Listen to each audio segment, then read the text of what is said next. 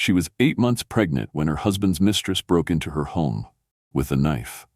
What followed was betrayal, heartbreak, and a courtroom showdown that shocked the entire city.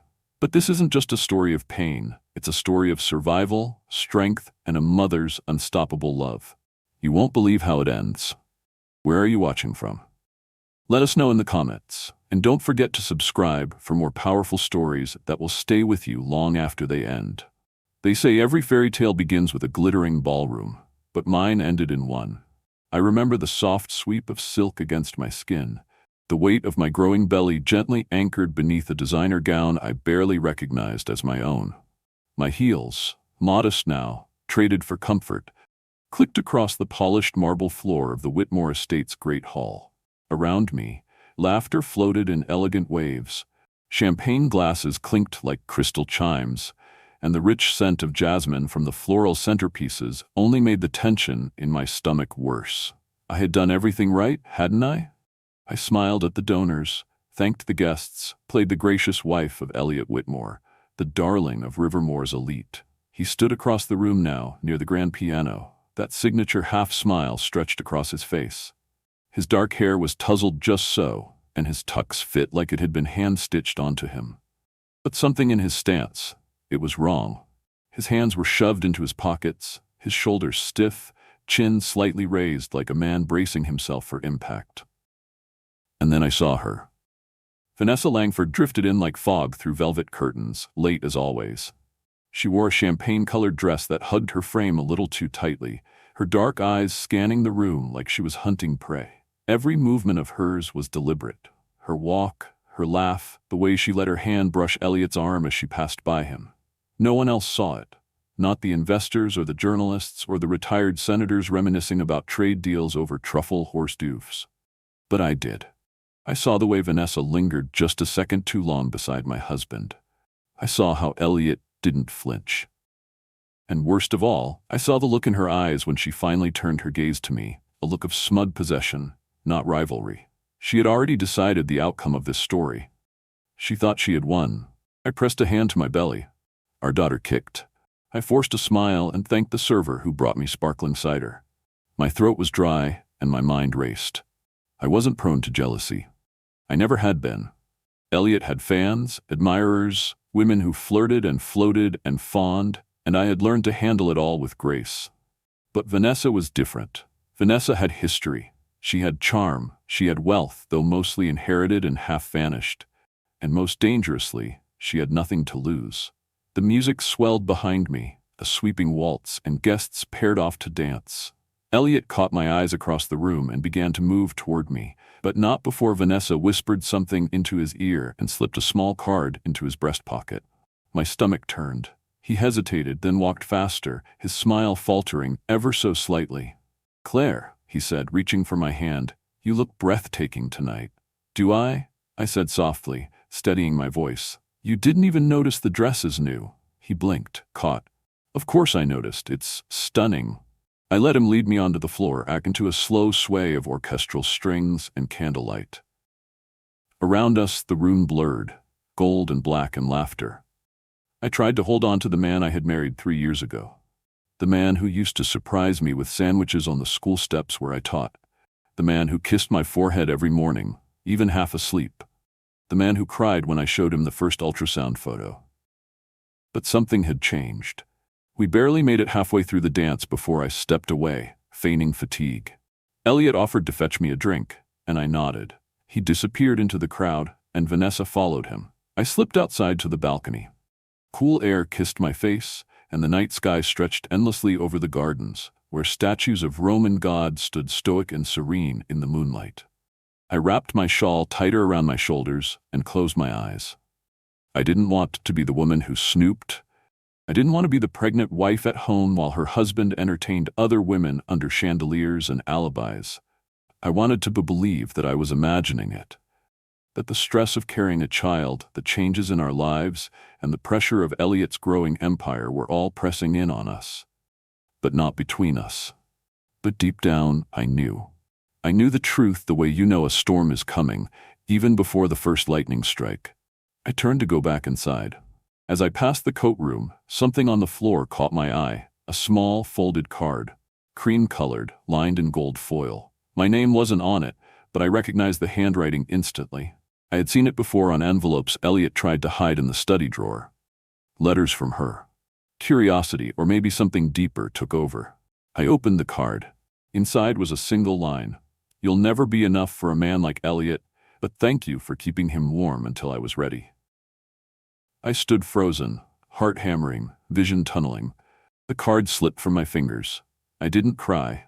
I didn't scream. I didn't even confront Elliot. Not yet. Because this was no longer about whether I trusted my husband. This was war. And Vanessa Langford had just fired the first shot. By the time I returned to the ballroom, the music had shifted to jazz, and Elliot was standing alone, a drink in his hand, scanning the crowd. I didn't go to him. I couldn't. Not with the taste of humiliation still raw in my mouth. I left early, claiming fatigue. He offered to walk me to the car, but I declined.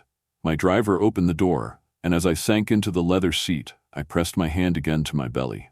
"I'm going to protect you," I whispered, "no matter what I have to do." As we pulled away from the Whitmore estate, I glanced back at the glowing windows, gold light pouring through glass like a mirage. Somewhere in that ballroom, Vanessa was probably laughing. And Elliot? He was probably sipping another drink, pretending everything was fine. But it wasn't. That night, beneath diamonds and deception, I stopped being the trusting wife. And I became a mother preparing for war. The next morning, I woke up to the sound of birdsong drifting through the open window. For a moment, I forgot everything. The gala, the card, the way Vanessa's perfume clung to the hem of my memory like smoke that wouldn't clear. The sunlight touched the walls of my bedroom gently, and I could almost pretend that life was still whole. Then I saw Elliot's side of the bed, untouched. I sat up slowly, one hand instinctively resting on my belly. My daughter stirred beneath my palm as if echoing the unease crawling across my skin. Elliot didn't come home last night. I told myself not to panic. Maybe he had stayed to handle a last-minute donor issue. Maybe he'd had too much to drink and crashed in one of the estate's guest rooms. He had done that before. But the voice in the back of my head, the one that had gone quiet for years, whispered, "He's lying to you again, Claire." By the time I made it to the kitchen, Ruth had already sent me a text. "Saw photos of the event. You looked stunning. Everything okay?" I didn't know how to respond. Ruth had known Elliot and me since the beginning, since before the wedding, before the money, before the Whitmore name became something whispered in political circles and luxury trade expos. She'd been the nurse who checked my vitals when I first found out I was pregnant. She saw me before the designer clothes, before the smiles for cameras. "Call you later," I finally replied. "Not sure." I poured myself a cup of herbal tea, sat at the breakfast nook, and stared at Elliot's phone charging on the counter. Unlocked. That was new. For months now, Elliot had been careful, setting passwords, taking calls in private, never leaving his phone unattended. So either he had gotten sloppy, or he wanted me to look, as if he were inviting me to hurt myself with the truth. My heart thudded painfully against my ribs. I didn't want to be this woman. I didn't want to snoop. But I was already the woman who had found a note from her husband's mistress on a ballroom floor. I picked up the phone. At first, there was nothing. Just the usual flood of emails, business texts, reminders for board meetings and speaking engagements. But then I saw the name, VL. The initials were innocuous, nondescript, but my gut twisted instantly. I opened the thread. The messages weren't explicit, not at first. There were mentions of property discussions, quiet meetings, and I need to see you again. But then came the emojis, hearts, winks, little flame icons. Then the messages that said more than they dared. "I miss your laugh. Last night was unforgettable. Let's make this official soon." One photo, her hand on his chest, a blurry shot but unmistakable. His smile wide, her nails resting against the lapel of a jacket I had given him for Christmas. I dropped the phone like it burned. The world blurred. There are betrayals that come like thunder, loud, furious, all at once. But this was quiet devastation. This was watching a house slowly sink into the sea, unable to stop it. I didn't confront him, not yet. I needed more than text messages. I needed to be sure. Because when I confronted Elliot, I wanted there to be no room for gaslighting, for charm, for half-truths dressed in expensive suits. I wanted to crush every lie under the weight of evidence. That night, I waited until he returned. He smelled of cologne and expensive scotch. "You're up late," he said casually, loosening his tie as he stepped into the bedroom. "Couldn't sleep," I murmured. He leaned down, kissed the top of my head like he used to, and asked, "How's our little girl?" I smiled tightly. "She's strong, just like her mother." He didn't catch the edge in my tone. Over the next few days, I watched him closely, like I was studying an animal in a cage that hadn't realized the bars had moved. He made calls in the garden, disappeared for long lunches. I checked his calendar, meetings that didn't exist. He left behind just enough traces to confirm everything. 3 nights later, he told me he had to work late. "A potential investor from Dubai," he said. "Could be big for us." I nodded. "Of course." He kissed my cheek and left. I waited exactly 15 minutes. Then I grabbed my keys and followed. My hands trembled on the steering wheel, but I kept my distance. He drove with the ease of a man who had done this many times, through the city, past Rivermore's glittering skyline, and into a luxury apartment complex I had never seen before. The concierge greeted him by name. I parked 2 blocks down and waited. It wasn't long. Vanessa emerged from the shadows of the lobby. Dressed in a pale trench coat and heels far too high for this hour, she smiled like a woman walking into her rightful place. Elliot held the door open for her. She said something, and he laughed. A real laugh, the kind I hadn't heard from him in months. The pain that gripped my chest was sharp, physical. I clutched the steering wheel and forced myself to watch. Vanessa's hand slid into the crook of his arm. Together, they vanished inside. I couldn't breathe. I sat there motionless for what felt like an eternity. The wind whispered around the car. My daughter kicked again, like a reminder. "You are not alone." Tears streamed down my cheeks silently. I didn't sob. I didn't scream. The betrayal was too deep for noise. When Elliot came home past midnight, he smelled like mint and guilt. I didn't say a word. I simply watched him undress, slip beneath the covers, and fall asleep like a man with no conscience. I lay awake. By morning, I had a plan. After breakfast, I waited until he left for the office. Then I pulled out my suitcase and packed only what I needed. I called Ruth. "Can I stay with you a few days?" I asked. "Claire," she said gently, "whatever you need." Before leaving, I returned to the bedroom one last time and found Elliot's phone charging, unlocked again. I opened the messages. There were new ones. Vanessa's words jumped off the screen. "She has no idea, does she? She'll find out eventually. Let her. You'll choose me." And the one that broke me most of all, "I think I'm late." I placed the phone back where I found it.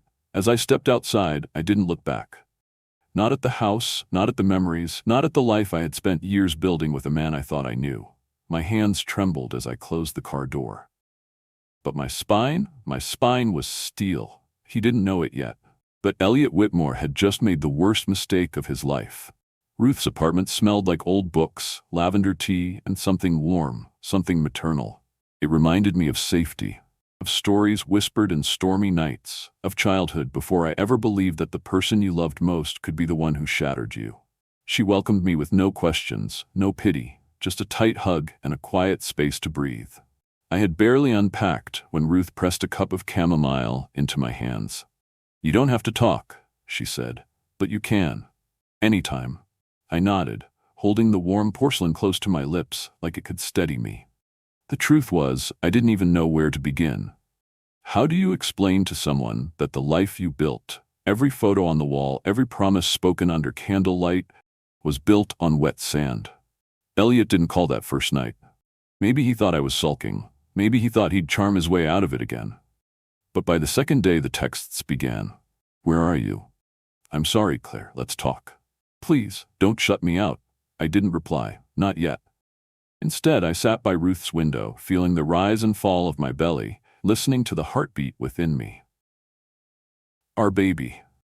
She kicked more these days, like she could sense the turmoil in the world she was about to enter. I whispered to her every night, told her that I would make things right, that I wouldn't let the mistakes of adults become her inheritance. And then the note came. It was late afternoon when I found it. Ruth was out running errands. I had just finished folding some of the baby's clothes, tiny socks, soft blankets, things Ruth had saved from her own children. The envelope was slid under the door, crisp and cream-colored. There was no name on it, but I knew before I even touched it. My hands shook as I tore it open. Inside, the words were written in looping, elegant cursive. You think a piece of paper or some ultimatum can make him stop loving me? You're mistaken. Some bonds run deeper than vows. The paper smelled like vanilla and roses. Her perfume. Vanessa. A shiver crept down my spine. The same kind of fear you feel when you realize you're not alone in a room you thought was empty. She had been here. She knew where I was. I sat down slowly, the letter still clutched in my hand, and stared at the floor. My mind swirled. How had she found me? Had Elliot told her? Had she followed me? Was she watching me now? By the time Ruth came home, I was still on the couch, frozen. Her eyes narrowed as she took in my expression. Claire? What happened? I handed her the note. Ruth read it once, then again, her lips pressed into a thin, white line. That woman is dangerous, she said. You need to call the police. I can't, I whispered. Not yet. I need Elliot to see who she really is. He still thinks this is about a fling, a mistake. He doesn't understand what she's capable of. You almost sound like you're protecting him, Ruth said, gently but firmly. I shook my head. I'm protecting my daughter. If he doesn't take this seriously, she won't stop. I know it. That night, Elliot called again. I let it ring. Then I listened to the voicemail, his voice low and pleading. I haven't spoken to her. I swear. I'm dealing with it, Claire. Please just come home. We can fix this. He didn't know she had already found me. He didn't know how far this had gone. Ruth insisted I stay inside the next few days. She offered to take care of errands, even suggested we change locations. Maybe a hotel, maybe leave the city for a while. But I couldn't run. Not yet. I needed to know what Vanessa's endgame was. I didn't wait long. 3 nights later, Ruth was working a night shift at the hospital, and I was alone in the apartment. I curled up on the couch with a blanket, watching mindless TV, trying to stay calm. The rain had started an hour ago, gentle at first, then growing louder against the windows. Thunder rolled in the distance, and I turned the volume up just a little. Then came the knock. Not gentle, not hesitant. It was sharp. Urgent. I froze. The hair on my arms stood up. Slowly, I moved to the door. I peeked through the peephole. Vanessa. Soaked from the rain, her hair clinging to her face, mascara running in black streaks down her cheeks. She looked wild, unhinged. She banged again, louder. Claire, she called out. Open the door. It's Elliot. He's been in an accident. My stomach dropped. Please, she screamed. He's hurt. He needs you. I hesitated. My hand hovered over the lock. Logic told me to wait, to call someone, to scream out the window for help. But fear made fools of us all. I cracked the door an inch. And that was all she needed. She shoved it open with such force that I stumbled backward. The door slammed against the wall as Vanessa stepped inside, rain dripping from her coat, her eyes blazing. You lied to him, she hissed. You tricked him with this baby. You think that's love? Get out, I said, voice shaking. She stepped closer. You think you can push me aside, like I'm some dirty secret? Her hands trembled. He promised me everything. I backed away slowly, heart pounding. Then I saw it, the glint, steel. She pulled a knife from her coat. Everything in me went still. Vanessa, I whispered, holding up my hands. Don't do this, please, I'm pregnant. I don't care, she spat. You took everything from me. She lunged. I twisted instinctively, shielding my stomach. The blade caught my arm. Hot pain burst through my skin as I cried out, falling to the floor. My breath came in short, sharp bursts. My baby. I had to protect my baby. She loomed over me, eyes wild, hair tangled, blade raised again. You made me do this, she screamed. Damon was going to leave you, but you couldn't just let him go. I kicked, desperately, blindly. My foot caught her shin, made her stumble, just enough to throw her off balance. I scrambled backward, blood warmed down my side, panic flooding my senses. Then voices. Yelling. Pounding on the hallway door. Vanessa turned, startled.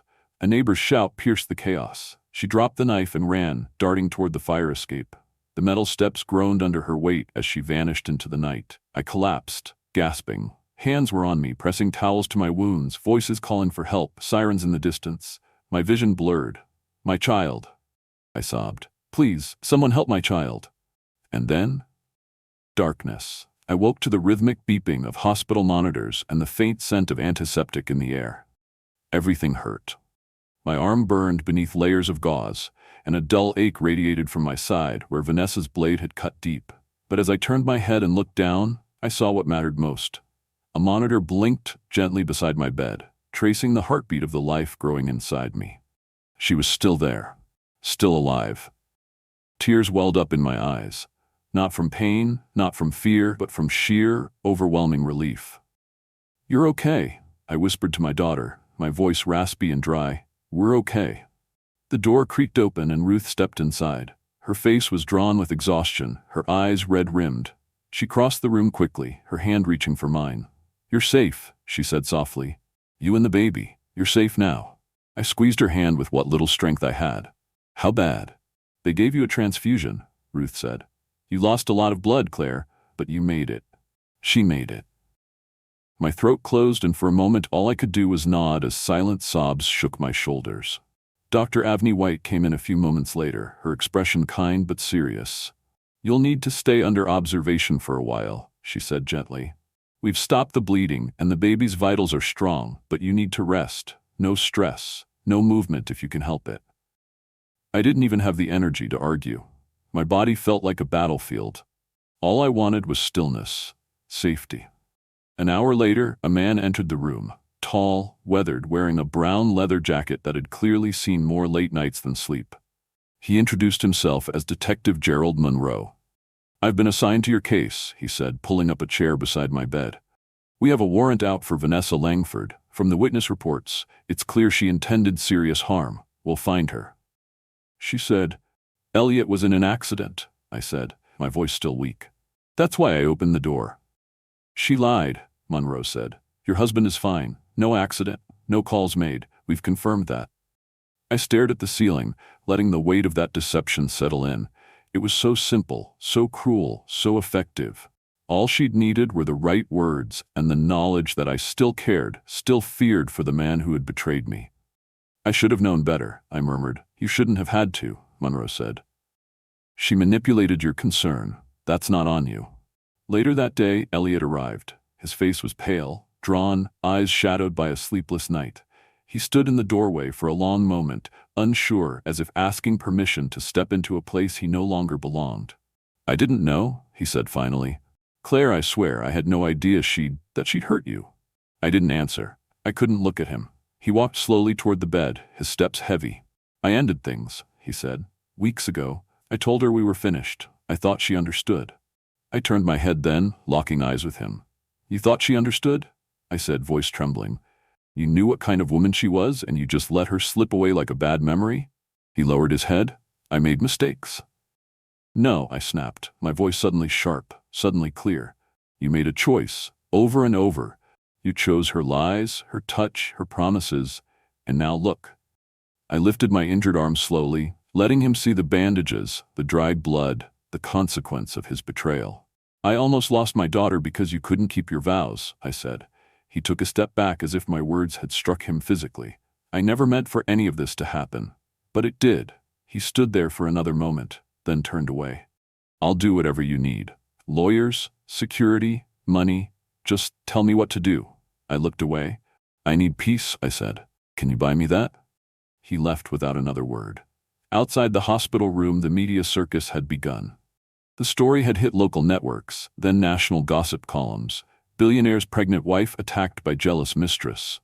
Headlines screamed accusations, speculation, gossip. Some praised me for surviving. Others questioned whether I had provoked it. A few suggested I was just jealous of Elliot's real soulmate. Ruth was livid. "They always blame the woman," she said, slamming a folded tabloid onto the hospital tray.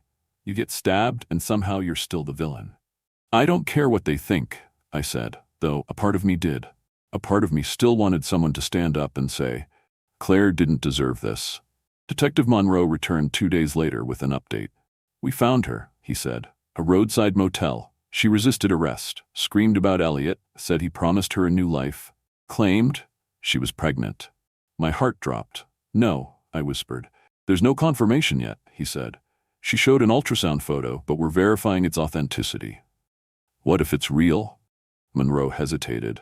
"If it is, the court will decide what happens next. But Claire, people like Vanessa use pregnancy like a weapon. We'll know soon." The next few days passed in a blur of physical therapy, blood pressure checks, and cautious ultrasounds. Every time I heard the steady thump of my baby's heartbeat, I felt a new thread of strength wrap around my heart. But trust, that was gone. Elliot tried. He sent flowers, left voice messages, offered to move out of the estate until I was ready. But I didn't respond. I couldn't. Every time I closed my eyes, I saw the knife. I saw Vanessa's eyes. I heard Elliot's laughter in that lobby, and I wondered how much of my life had been a lie. Eventually, Ruth insisted I return to her apartment for continued care. The hospital had done all they could, but what I needed now wasn't stitches or scans. It was space. The morning I left, Detective Monroe arrived with the final update. She lied, he said. She wasn't pregnant. The ultrasound was lifted from a friend's real scan. Vanessa wanted to delay her hearing, maybe earn sympathy. It backfired. She's going to prison? She'll stand trial, but there's no doubt the evidence is stacked against her.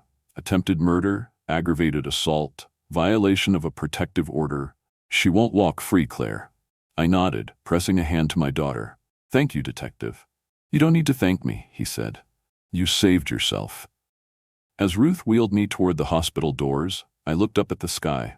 The clouds had broken, and light streamed through like something holy. I was bruised. I was betrayed. But I was still here, and so was she. Ruth's apartment had always been cozy, but after the hospital, it felt like a sanctuary. A place where the air wasn't filled with whispers or judgment, where every blanket smelled like calm and every teacup held reassurance.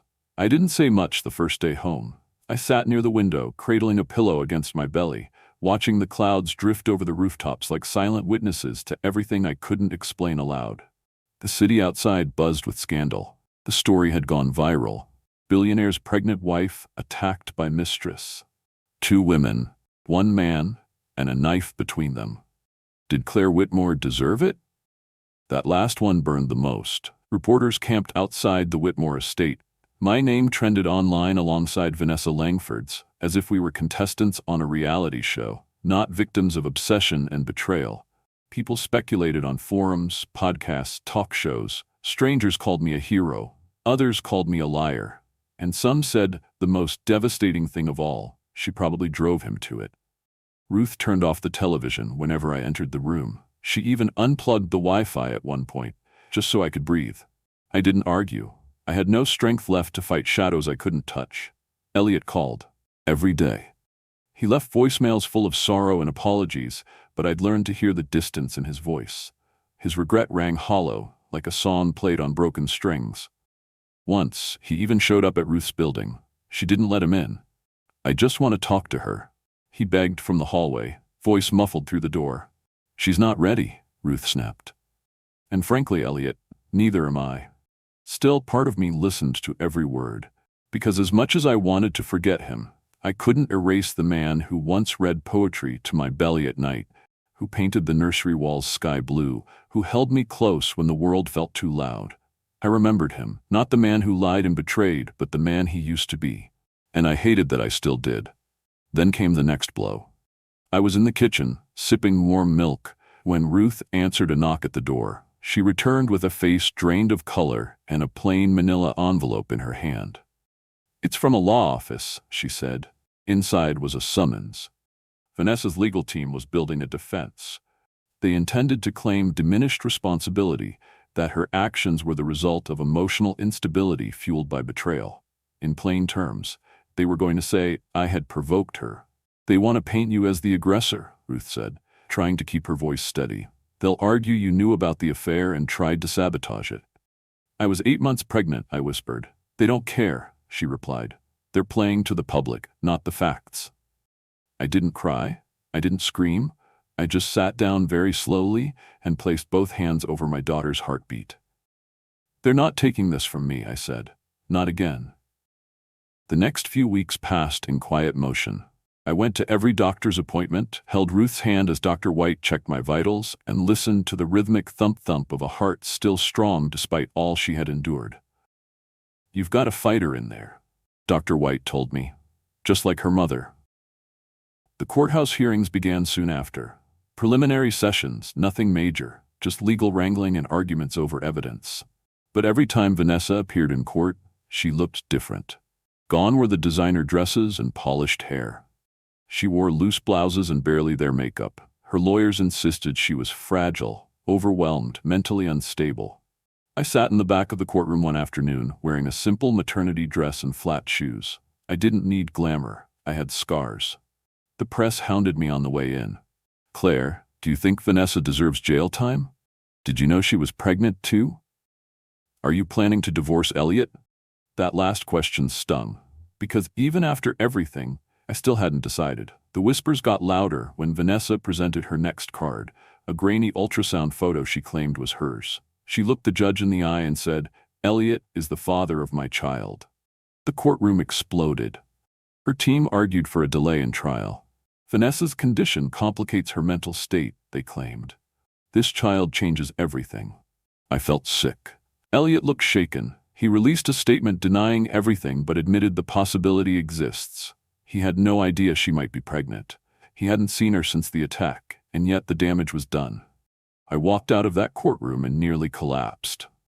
Ruth caught me just in time. "Don't give her this power," she whispered. "Not after everything you've survived." That night, Detective Monroe visited us. He brought news, quiet but explosive. "She's not pregnant," he said. "What?" I asked, barely daring to believe it. The scan was real, but not hers. It was traced back to a friend. Vanessa stole the image to delay prosecution. Medical tests confirmed she's not carrying a child. I sank into the couch, pressing a hand over my chest. "She lied," I said. "She always has," Ruth muttered. The news reached the courthouse within 48 hours. Vanessa's credibility collapsed like a house of cards. Her lawyers scrambled to pivot again, now citing mental distress, claiming she was unfit to stand trial. But psychiatric evaluations proved otherwise. Vanessa was obsessed, dangerous, manipulative, but entirely competent. And the world started to see her for what she truly was. The media's tone shifted. Headlines once filled with drama began to speak of justice. The online mobs quieted. The podcasts and panels moved on to newer scandals. But inside me, the war wasn't over. I still flinched at knocks on the door. Still woke in the middle of the night from dreams where her knife came down again and again. Still cried quietly after every doctor's visit, relieved my daughter was growing stronger despite the horror that nearly ended us both. Elliot sent more messages. This time they weren't desperate or demanding, just quiet admissions of guilt. "I'm sorry, Claire," one said. "I've destroyed the best thing that ever happened to me." "I don't expect forgiveness," said another. "I just want to help however I can." I let him hire private security, but I didn't let him see me. Not yet, because healing wasn't something he could buy. And trust, once shattered, doesn't return in neat packages tied with remorse. It grows slowly, carefully, like the child I carried, stronger with every heartbeat.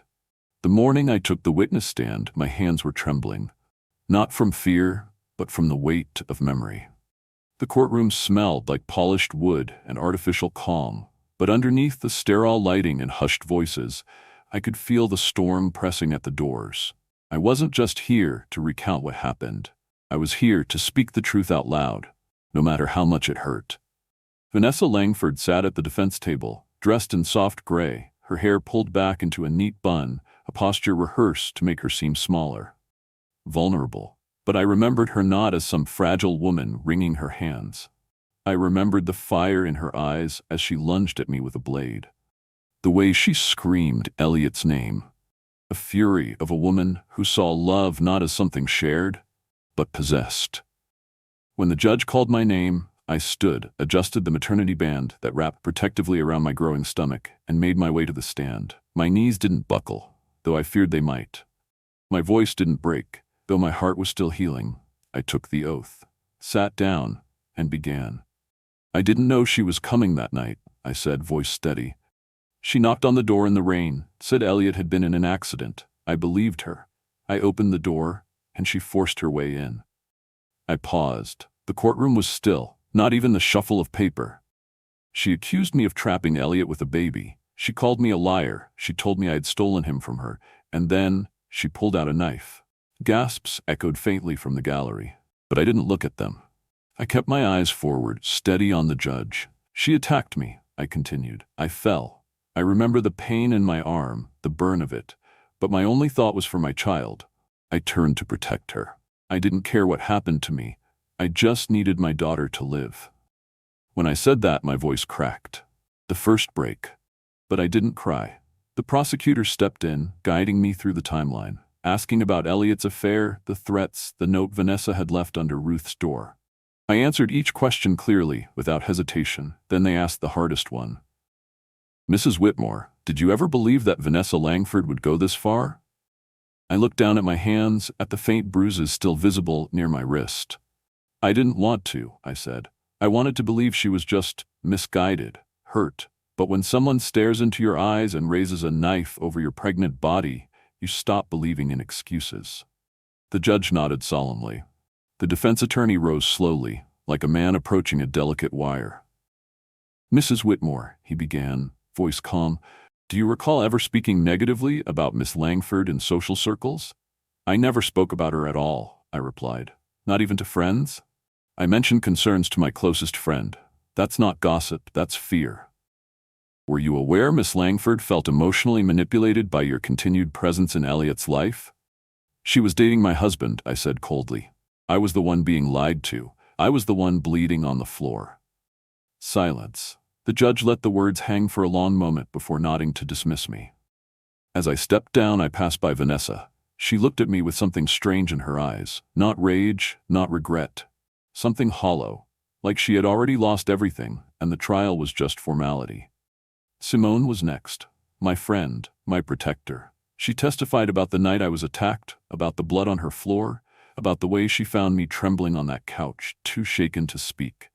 She nearly killed Claire, Simone said, her voice breaking, and if it weren't for the neighbors, she would have. Then came Detective Monroe. He outlined the investigation, Vanessa's lies, the fake pregnancy, the stolen ultrasound, her history of manipulation. The jury listened, jaws tight, eyes dark. Elliot testified last. I almost didn't stay for it. Part of me wanted to walk out, to avoid hearing the rehearsed remorse, the curated regret. But I stayed. I needed to see it. I needed to hear it all. He looked older, tired, like the weight of the past few months had finally caught up to him. He admitted the affair, said it started during a time of professional stress and personal confusion. I was weak, he said, voice low. I thought I could separate it, keep it away from Claire. I thought I was in control. He paused, eyes scanning the room. They landed on me for a moment, long enough to burn, but I didn't blink. I never meant to hurt her, he continued. I never meant for this to become something dangerous. I never thought Vanessa would go this far. His voice trembled then, and I could tell it was real. Maybe too little, too late, but real. The defense cross-examined him mercilessly, tried to paint him as the orchestrator of the entire tragedy. Said he led Vanessa on, made promises, then left her when she became inconvenient. He didn't deny it. I made mistakes, Elliot said, but I never promised her a future. I never planned a life with her. She made that up in her own mind. I stayed with Claire. I never stopped loving her. I turned my face away, because love wasn't supposed to feel like a blade in the back. Outside the courtroom, reporters swarmed. Ruth shielded me with her coat, her body, her words. She ushered me past the flashbulbs and microphones like a guardian angel with fire in her eyes. How did it feel to confront your attacker? Will you forgive Elliot? Is your baby okay? I didn't answer, not one word, because I wasn't there to feed headlines. I was there to fight for the truth. The trial stretched on for several more days. Vanessa's lawyers tried every angle: mental instability, emotional manipulation, trauma from a troubled childhood, but the evidence spoke louder. Photos of my wounds, the 911 calls, the eyewitness testimony, the forged ultrasound. In her final statement, Vanessa cried. She said she was sorry, said she'd lost everything because she loved too deeply, said Elliot had broken her heart. The jury didn't flinch. When the verdict came, I was holding Ruth's hand. My palms were slick with sweat, my heart a war drum. Guilty, on all counts: attempted murder, aggravated assault, trespassing, stalking, forgery. As the judge read the sentence, Vanessa didn't weep. She didn't scream. She didn't collapse. She just stared at me. And in that moment, I felt nothing. Not vengeance, not triumph, just quiet. Justice, maybe. But at what cost? When I returned to Ruth's apartment that evening, I sank into the sofa and listened to the silence. Outside, the city kept spinning. Inside, my daughter kicked softly against my ribs. You're safe, I whispered to her. We did it. But as I closed my eyes that night, I knew the real journey had just begun. Because the knife wounds had healed. But the scars, they were just starting to form. The verdict didn't bring peace. It brought stillness. The kind that settles after a storm has passed, when the sky is too quiet and you're left standing among broken branches, wondering what's next. With Vanessa Langford sentenced and the trial behind us, the media storm faded almost overnight. The same news outlets that once plastered my face next to scandalous headlines moved on to newer stories, newer scandals. I was no longer the headline. I was old news. But in my body, in my home, in my mind, the storm still raged. I returned to the Whitmore estate once, just once. Not because I missed it, but because I needed closure. I needed to walk those marbled hallways, to pack the last of my belongings with my own 2 hands, to look into the heart of the place where my life unraveled. Elliot met me at the door. He looked different, hollow, almost. His usual polished appearance was dulled by weeks of sleepless nights and months of regret he couldn't outrun. There was no charm in his smile anymore, no mask left to wear. "Claire," he said gently, "thank you for coming." I nodded. "I won't be long." We walked the halls together in silence. The estate once felt grand, too grand for a teacher like me who had grown up in a 1-story house with creaky floorboards and Sunday dinners. Back then, I had thought this mansion was proof that I'd made it, that I was safe. But now, every chandelier felt like a spotlight on my naivety. Every polished banister whispered memories I didn't want. We reached the sunroom, the place where we used to sit on Sunday mornings, reading the paper and drinking coffee before the world woke up. He turned to me. "Claire, I don't expect you to forgive me. I want to give you what you need." "I don't need anything from you," I said. "I'm not here for money or sympathy." "I know," he said, his voice low, "but I want to do right by you, by our daughter." He handed me a folder. Inside was a legal document, a trust. "I'm placing part of the estate and a portion of my company's shares in a fund for her," he said. "She'll have everything she needs. College, a home, stability. You don't have to touch a dime. It's hers." I looked at the folder, then back at him. For once, there was no calculation in his eyes. Just quiet sincerity. "Why now?" I asked. "Because this is the only apology that means anything anymore," he said. "Words are cheap. I know that now." I took the folder. "Thank you." He hesitated. "Would you consider counseling? Not for us, for you, for closure. I'd go with you if you ever wanted that, or I'd stay away if that's better." I looked out the window toward the garden where we once planted lilies that never bloomed. "I'm not angry anymore," I said. "But I'm not the same woman who walked down that aisle either. What we had, it's gone. I need space. I need to build something new, for her, for me." Elliot nodded slowly, accepting it like a man who had finally stopped bargaining with a future he no longer owned. "I just want to be in her life," he said quietly, "even if it's just a small part."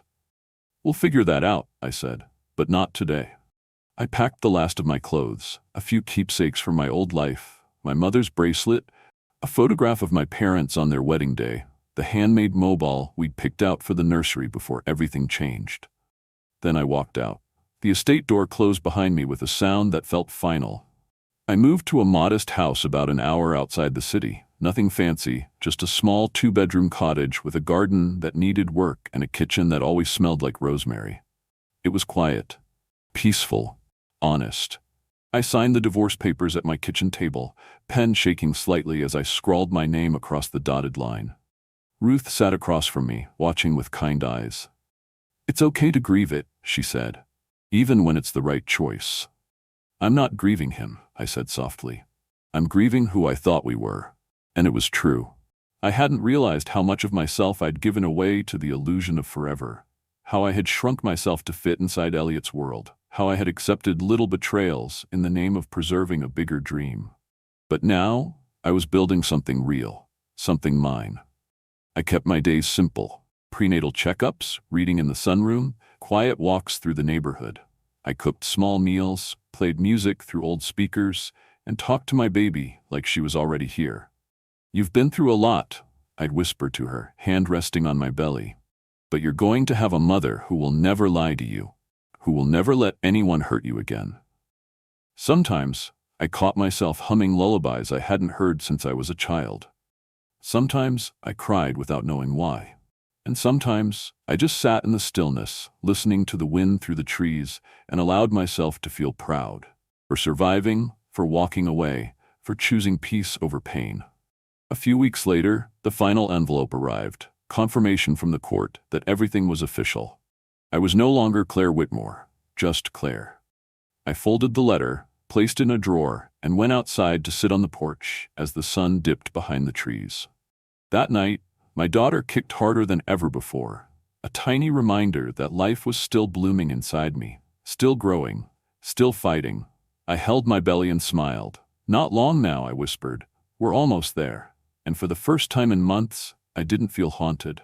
I felt whole. The day she was born, the world felt quiet. Not just outside, though the morning was unusually still, the trees barely rustling, the birds unusually hushed, but inside me too. It was the kind of silence that comes before something beautiful, like the moment a conductor raises a hand before the orchestra begins to play. I woke before dawn to a soft cramp that deepened slowly, steadily. I knew it wasn't a false alarm this time. I sat on the edge of the bed, breathing carefully, one hand instinctively resting on my belly. "You're ready, aren't you?" I whispered. "Me too."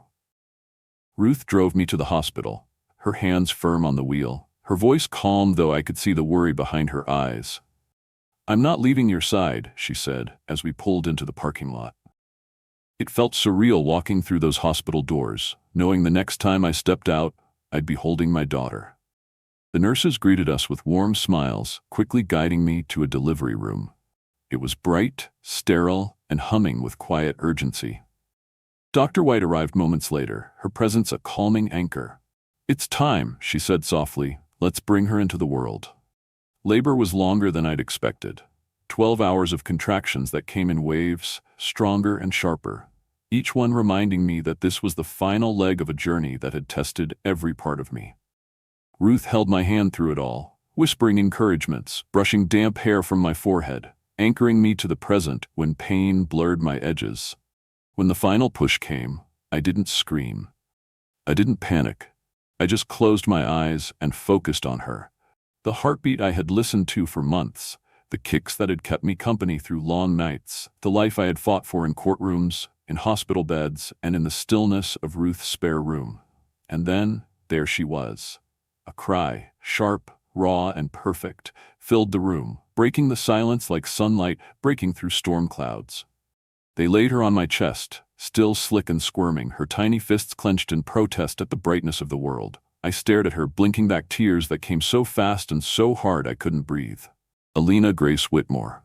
Dark curls clung to her forehead, and though her eyes were still cloudy with birth, I saw something in them, something deep and old, like she already understood what we'd been through.